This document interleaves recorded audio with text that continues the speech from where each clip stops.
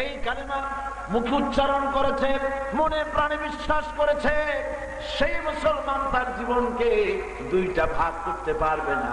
এক ভাগে নামাজ, রোজা, হজ, যাকাত, আর এক ভাগে রাজনীতি, অর্থনীতি, সমাজনীতি। কোন মুসলমানকে এই অধিকার দেওয়া হয় নাই। কথা বুঝে আসছে? কথা বুঝে আসছে? আমি প্রথমেই কুফরিকে অস্বীকার করতে চাই, এটা ঈমানের দাবি।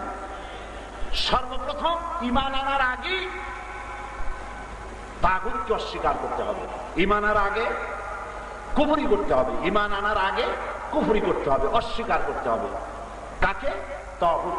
আল্লাহ শিখাচ্ছে, فَمَن يَكْفُرْ بِالطَّاغُوتِ وَيُؤْمِنْ بِاللَّهِ فَقَدِ اسْتَمْسَكَ بِالْعُرْوَةِ الْوُثْقَى لَا انفِصَامَ